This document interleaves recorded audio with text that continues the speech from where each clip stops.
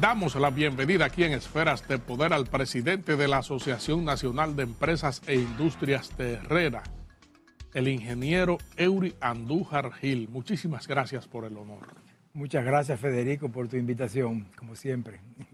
Fíjese, ingeniero, usted como líder del sector empresarial es una persona más que apropiada para abordar un tema que está en la agenda, en el candelero, como se diría en el argot popular, es el asunto de las reformas.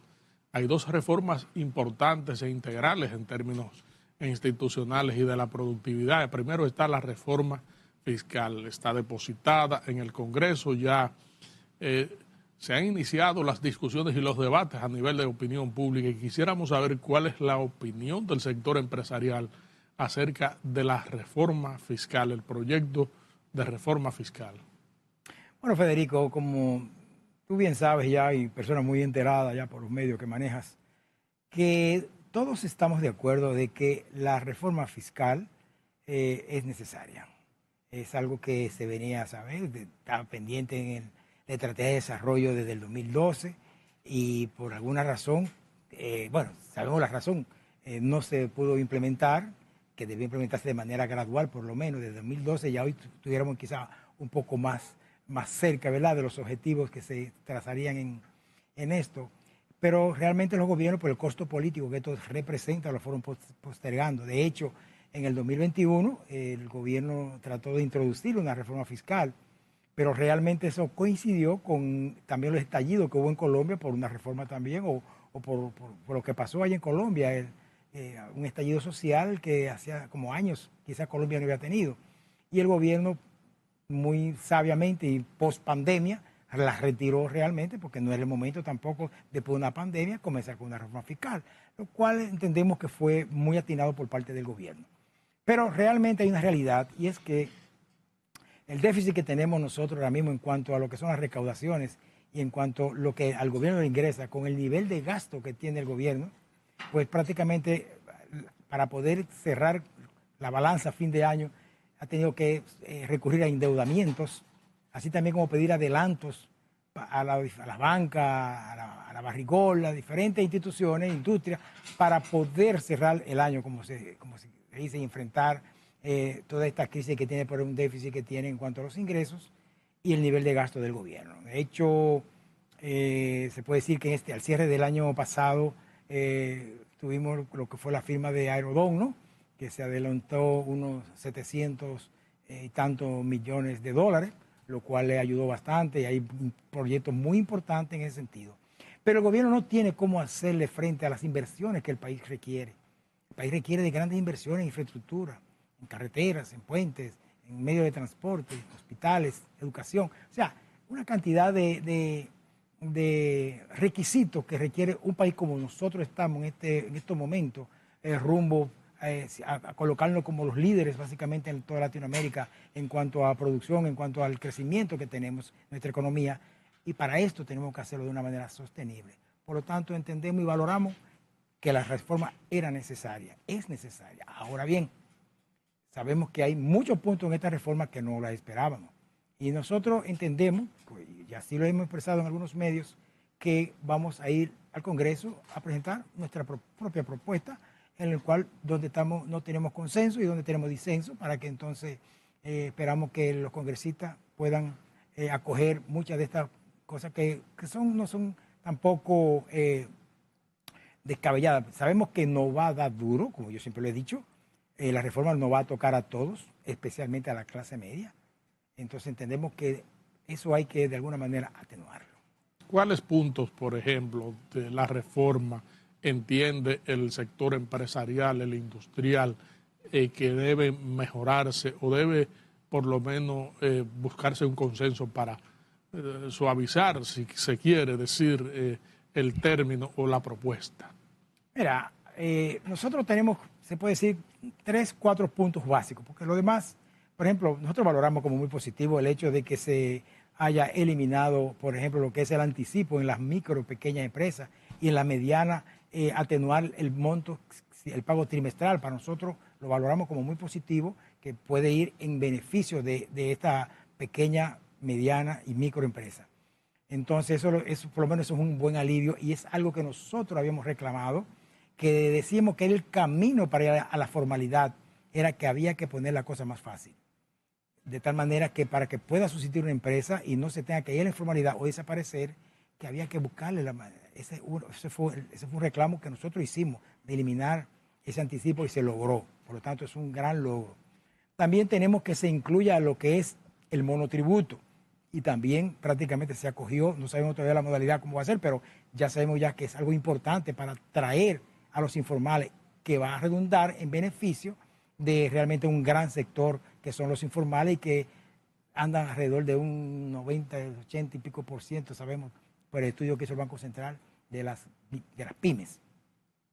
Una cosa que nosotros entendemos que debe revisarse es lo que es el aumento del ITEVI del 18% a los alimentos. Básicamente, entendemos que los alimentos que quedaron fuera de la exención deben incluirse, aunque sea con una tasa menor. Por ejemplo, un 10%, un 8%, no lo sé. Y que se pueda hacer un incremento gradual en 2 o 3 años, quizás para que ya todo se iguale en 3 años. Eso entendemos que es vital, porque eso va directamente a afectar a la clase media. Porque los pobres, sea como sea, tú tienes una ayuda que le llega por las ayudas sociales de la tarjeta de Supérate y, bueno, en fin, todas esas ayudas sociales que hay, las cuales son buenas y oportunas. Y además de eso, también la mayoría de los pobres pues compran, le compran ¿cómo se llama esto? A los vendedores ambulantes que vienen del mercado directamente y se lo llevan a la puerta. Ahí no hay ninguna transacción de ITEVI, ni mucho menos. O sea que la yuca, la batata y todo eso, en el caso de los pobres, van a cesar por esa vía y no va a haber mucho más. Pero la clase media normalmente compra en el supermercado. En el supermercado todo eso va a estar grabado. Entonces eso va a impactar en el presupuesto familiar de la clase media de este país. También otro punto que nosotros entendemos que va a ser muy difícil y que vamos a tener que revisarlo, y creo que seguro que los congresistas lo van a tomar en cuenta y lo van a llevar, que el famoso impuesto a la propiedad inmobiliaria, que se bajó de 9 millones a 5 millones, aparte de que se van a revalorizar las propiedades, por eso es impactante. Usted tiene una casa que la compró en 4.5 millones de pesos. Usted la va a revaluar, va a llegar a 8 a 9, entonces usted va a tener que pagar por lo que usted nunca ha pagado. O sea que eso debió mantenerse en los 9 millones de pesos. Vamos a llamar la parte que no libre de exenta y se grave a partir de los 9 millones de pesos. Tenemos que eso seguro se va a evaluar. Otra cosa que, aunque ya desde el punto de vista administrativo no entendemos por qué la administración de la DGI tenga que poner que el empleado que gane más de 36,000 pesos, no recuerdo cuánto es, van a tener que hacer una declaración jurada. Eso me parece absurdo porque tiene la información y no tiene sentido tener que hacer una declaración. Un empleado muchas veces que ni siquiera sabe cómo se prende una computadora, tenga que entrar y que hacer una declaración jurada de sus ingresos, cuando sus ingresos son los únicos que tiene y se los retiene. Y si en el caso de que son personas que ya tienen ya información porque le está llegando por otro lado, pues ya la administración tiene esa información, puede perfectamente atraerlo y mandarle su cartita, pase por aquí, que usted tiene un ingreso no declarado. Porque usted puede tener 2 o 3 trabajos y solamente quizá está reportando por uno. Y el otro que recibe como una igual o algo que usted tenga como periodista, por ejemplo, usted no lo reporta, pero le va a llegar porque a la administración le llega. Y los que no están registrados, que son informales, que no lo saben, tampoco tiene manera como llegar. O sea que entendemos que eso va a complicar más la parte administrativa del impuesto en el caso de la DGI. Ese diálogo, esa conversación, esos puntos de vista, esas vistas públicas que se propone celebrar el Congreso, ha invitado ya el Congreso al sector empresarial para escuchar sus inquietudes, sus propuestas acerca de este proyecto. Bueno, nosotros nos han invitado, pero nosotros nos vamos a invitar. Tan pronto se abra la vista pública, nosotros vamos a ir al Congreso y vamos a plantear nuestro punto de vista entre las cosas que entendemos, donde tenemos disenso, básicamente. Y yo estoy seguro que los congresistas, en su sabiduría, va a ser acogida favorablemente. Porque no estamos buscando aquí ningún beneficio político, ni nada de eso, ni económico siquiera. Pero sí hay puntos que realmente son importantes para el país. No es desde el punto de vista que lo que me afecte a mí, porque a todos nos va a afectar, indiscutiblemente. Y le va a afectar más a los que más tienen. No es como se piensa que siempre dice a lo que no, lo que más tiene que le va a afectar. porque ese IPI que está ahí y ese aumento de la tasa de tributación y todos los demás puntos van, las placas, los vehículos, todas esas cosas, ya no va a afectar. Y el impuesto a las bebidas, a las importaciones de todas esas, que estamos de acuerdo perfectamente con todas ellas, que son delicateces, por así decirlo, importados. Estamos totalmente de acuerdo que todo eso debe ser grabado porque la persona que compran eso tiene la capacidad para poder pagar eso. El gobierno tiene como proyección recaudar alrededor de 124.000 millones de pesos. Se ha desglosado las inversiones a las cuales irán destinadas o irían destinadas estas inversiones, valga la redundancia, estos recursos, y incluye la salud, la educación, etcétera. ¿Qué le parece esto? No, nos parece muy atinada realmente, y nosotros lo vemos válida, y pero donde estamos claros dónde que el gobierno va a hacer su sacrificio. Porque estamos hablando de que hay una serie se van a fundir las instituciones, pero no se va a reducir la nómina, porque dice que la nómina está congelada. Entonces nosotros todavía tenemos cuáles son las reducciones que van a haber por ahí, cuáles son los puntos, porque si se va a mantener toda la empleomanía en diferentes instituciones, bueno, puede haber quizá una disminución en departamentos de comunicaciones o cosas de esas, pero ahí no es que está la gran mayoría de los empleos. Quizá gastos administrativos, entendemos que sí, pero nosotros entendemos que el gobierno tiene que hacer un sacrificio. Eso que se le ha denunciado en esta semana del escándalo de los anillos de la Fuerza Aérea de 100 y pico mil de pesos por un anillo de graduación, o por el seminario que hizo doña Milagro allá en un hotel allá que costó 30 y pico de millones de pesos. Esas son cosas que tienen que acabarse. Entonces ahí nosotros estamos convencidos de que ustedes, no somos nosotros, ustedes, los comunicadores, los periodistas de investigación, van a hacer una labor importante, van a ser los fiscalizadores, de cada vez que pasen una cosa, denunciarla. ¿Para qué? Porque entendemos que muchas de esas cosas pasan, que probablemente el presidente o su equipo ni siquiera se enteran, y tienen un presupuesto abierto a lo mejor por unas cosas y la dedican a otra cosa, pero si ustedes lo denuncian, o viene otro, un político muy famoso, que no voy a mencionar el nombre, porque que ya está hablando de la fiesta de diciembre, que se quiere gastar ya 50 o 60 millones de pesos. No, eso hay que eliminarlo. Eso no se puede, y si se hace, denunciarlo. Todos tenemos ahí una responsabilidad con el país de haciendo ese tipo de denuncias. Las funciones institucionales para precisamente ahorrar recursos que se plantea el gobierno y también simplificar y evitar las duplicidades.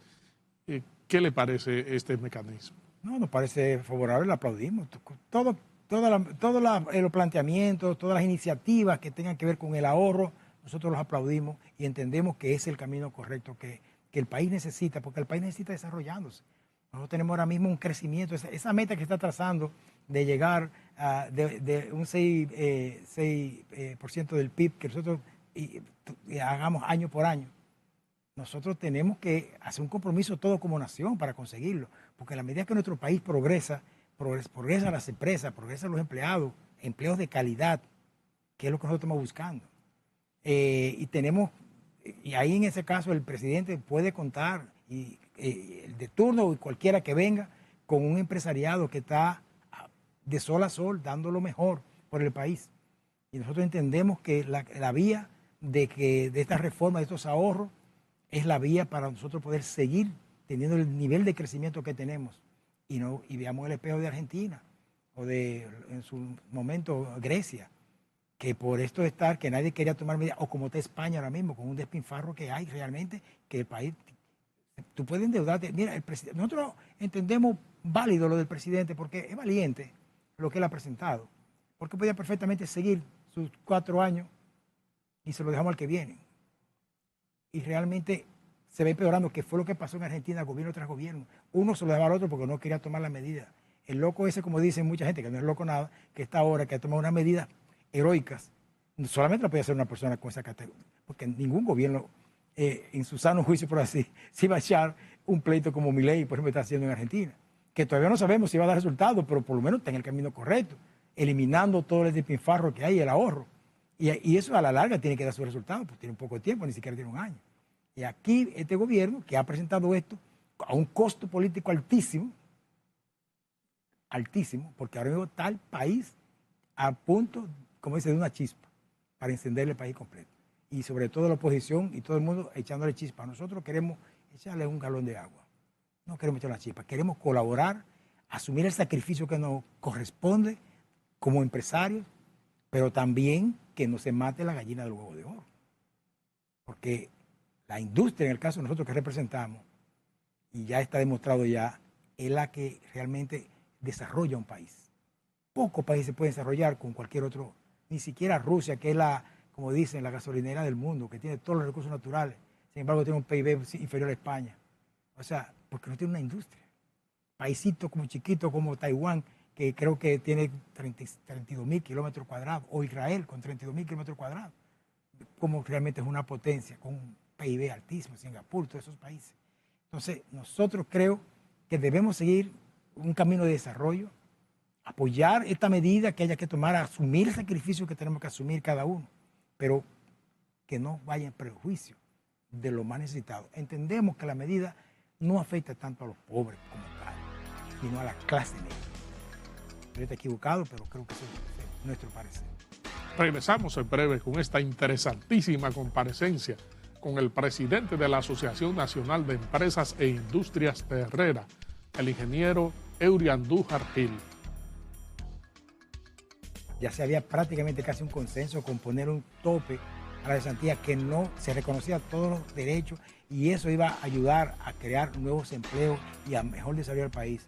Pero a última hora ellos dijeron, no, no va.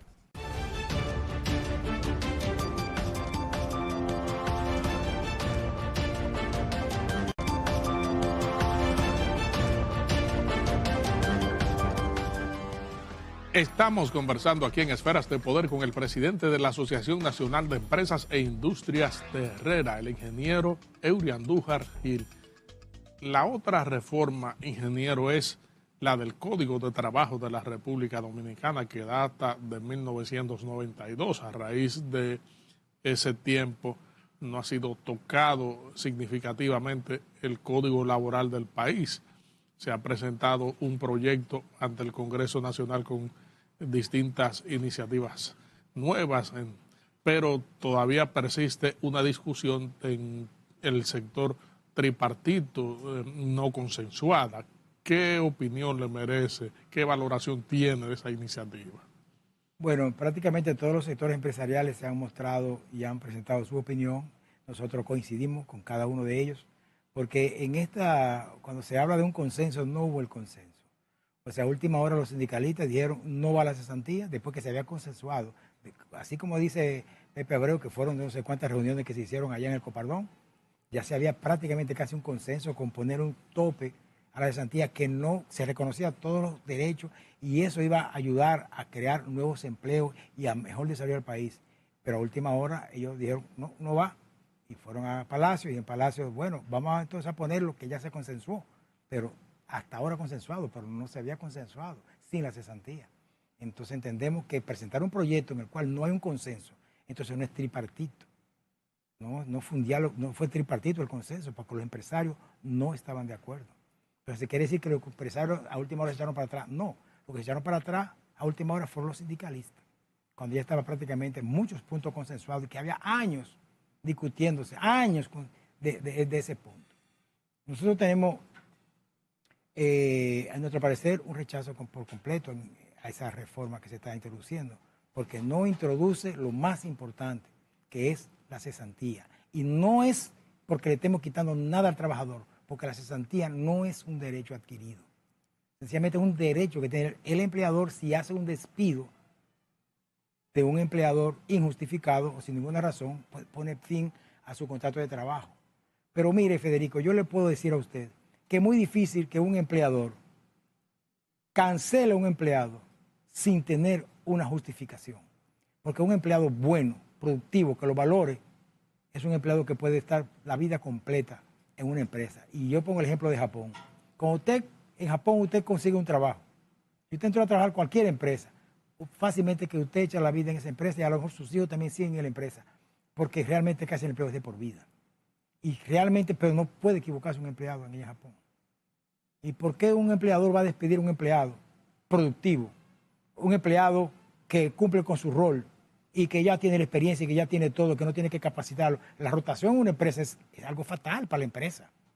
Entonces la cesantía normalmente lo que hace es que premia al empleado malo, porque los empleados buenos muchas veces están adaptados a un trabajo que podría tener un mejor trabajo en otra empresa y no se van porque que tienen 3 años ahí y quiere que le den la cesantía. Y entonces se cometen errores, hacen cosas indelicadezas para que lo cancelen y entonces que le den la cesantía. Esa es la realidad. Por otro lado, tú tienes a un empleador que quizás necesite mucha mano de obra y no lo hace porque después tiene que enfrentar los costos de un despido de cesantía cuando baje la producción o la demanda o lo que fuera. Entonces prefiere mejor quedarse con lo menos que tiene o con lo imprescindible. Entonces entendemos que la cesantía es una limitante para el aumento del empleo en el país y hasta para el primer empleo. Porque si usted no tiene ninguna experiencia, usted encima de eso lo va a contratar a una empresa, que usted va a adquirir en esa empresa conocimiento o destreza y finalmente después usted se va por la razón que sea y hace para que lo voten. Esa empresa está perdiendo triplemente. Lo entrenó, lo mantuvo un tiempo, usted se portó mal para que lo voten y tener una cesantía. Eso no conviene a los empleados buenos, ni le conviene a la empresa tampoco. Entonces, es algo que hay que valorar. Nosotros hemos discutido algunas iniciativas que podríamos discutir quizá con los sindicalistas o con el sector que fuera, que podemos llegar a un nivel de negociación que no sea simplemente la eliminación de la cesantía, sino que llegamos a un acuerdo con el seguro de desempleo, con una serie de beneficios marginales para el empleado reales y tangibles, porque la cesantía es algo que es eventual. Usted fácilmente puede morir y ya usted no tiene cesantía. Y si usted se puede irse a otra empresa que ya no puede, porque tiene ya que salir, usted no tiene cesantía.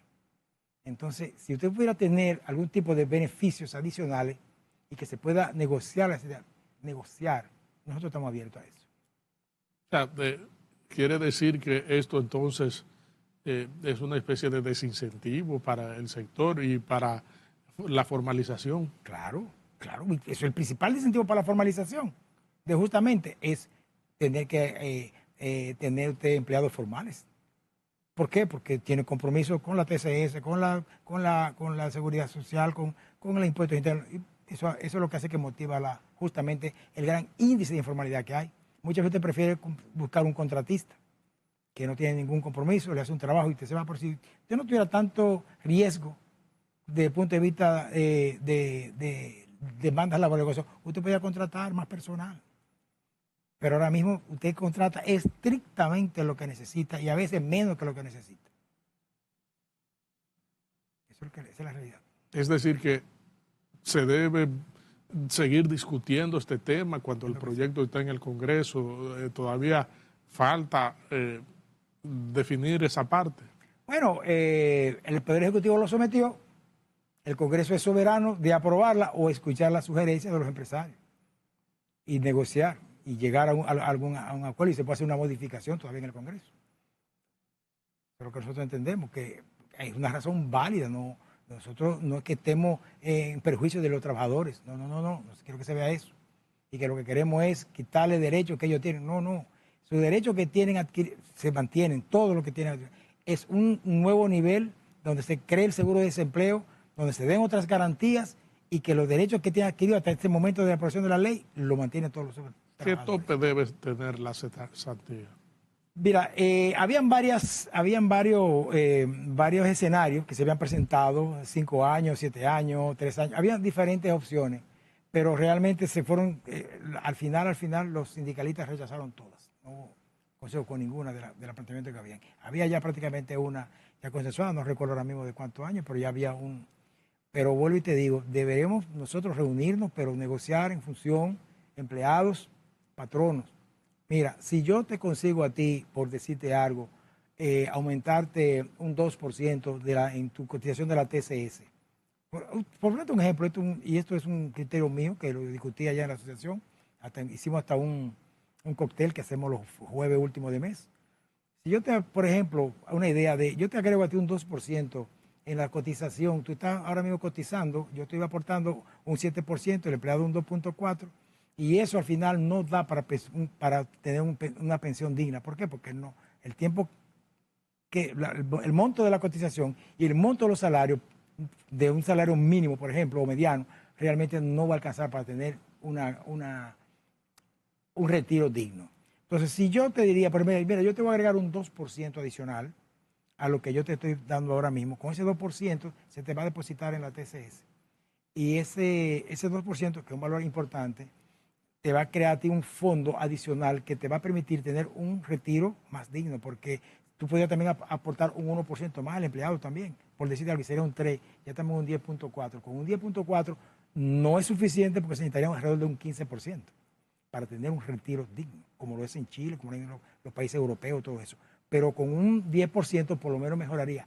Pero si aparte de eso tú le dices, mira, y ese fondo que tú tienes ahí podría servir como una garantía hipotecaria para tu primera vivienda, o para tu vivienda, no lo tienes, para tu primera vivienda, que sirva de garantía. Muchas veces el empleado puede, en una de su ahorro que puede ir haciendo, puede tener un inicial, y con esa garantía ya puede adquirir una vivienda de ese bajo costo que se están implementando con todos los incentivos que puede ser.